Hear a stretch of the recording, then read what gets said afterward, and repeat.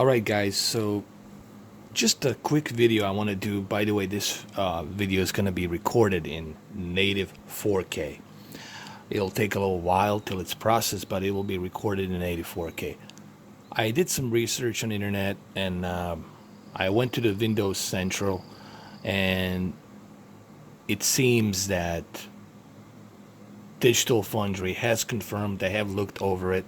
It's not using any dynamic resolution. It's not using any kind of scaling or upscaling.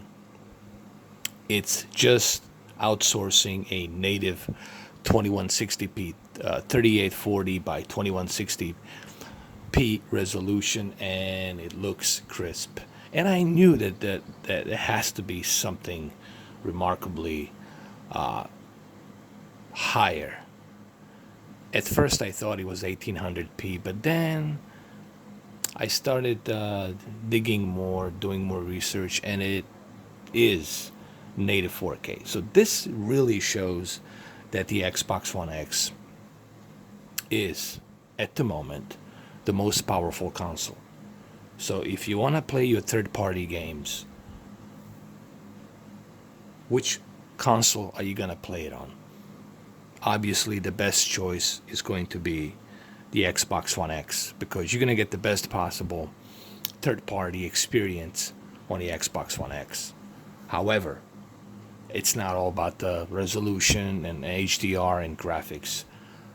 PlayStation 4 Pro, however, has those exclusives. They're also very important. I would say they're highly more important than third-party patched up with a high resolution and graphical tweaks. So, look, this is not surprising to me. Xbox One X is a very powerful console, and we're going to see more and more games in the future utilize native 4K HDR. Okay, that's because this console has a lot of horsepower underneath. And this is a testament. This game, it's a testament that for $500, you have a console that can achieve native 4K in HDR with high DirectX 11, DirectX 12 settings with 30 frames per second. We also have seen the same case with Bungie. Bungie was able to run Destiny 2 in native 4K and HDR. So that's two games that are very demanding on a PC. Destiny 2, it's very demanding on a PC. Far Cry 4, it's Far Cry 5. I'm sorry, Far Cry 5. It's also very demanding on a PC. But this console that has a built-in 4K player can handle a native 4K HDR on such demanding games like this. And I'm not saying this to sound like some kind of a fanboy. As you all know, I'm not a fanboy. Here, let me turn my camera. As you can see, I have PlayStation 4 Pro, Xbox One X, Nintendo Switch, and my Alienware 17, which is right behind me. Alright, so you know that I'm not a fanboy. But today, it's going to be interesting for me to do a couple of tests. What I'm going to try to do today is I'm going to try to do a bunch of tests, PC versus Xbox One X, just to see what sort of difference am I going to be getting with the ultra settings versus the high settings there here on the Xbox One X.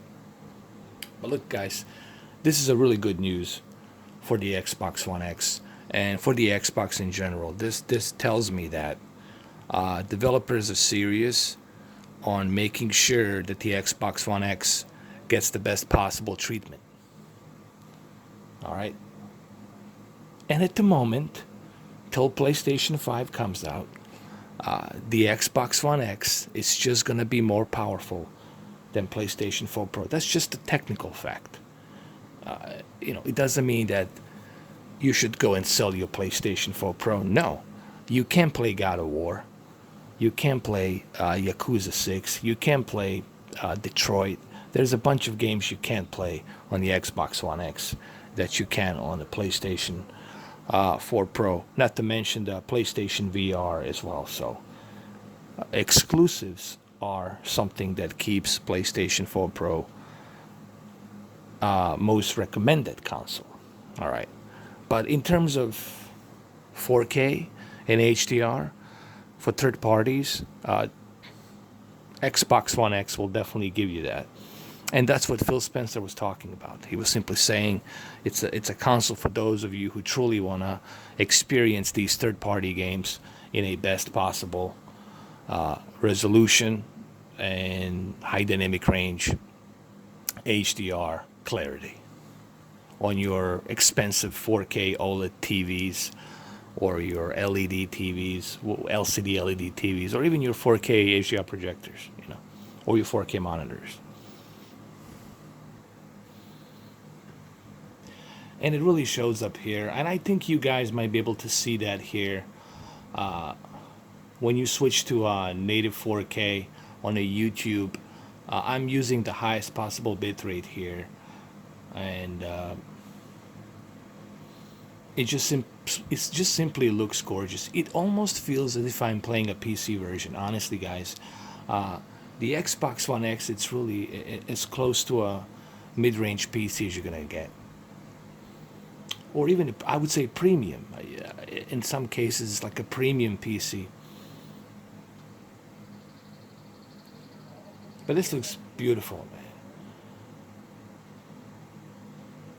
This is what I was telling you guys about the Xbox One X. This is exactly what I was telling you.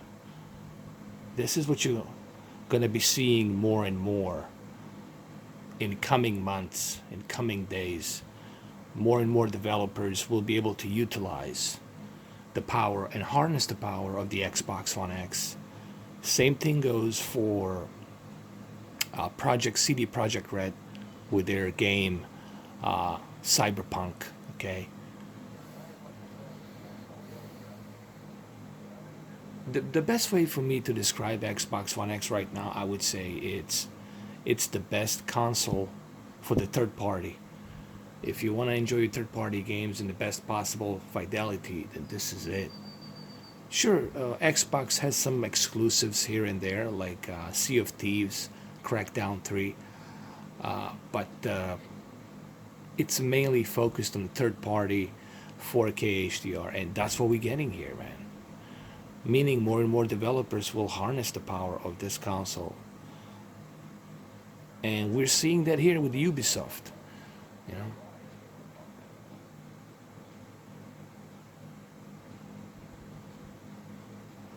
Look at the shadow, the volumetric light, and everything just simply looks stunning here. The draw distance, everything. The shadows.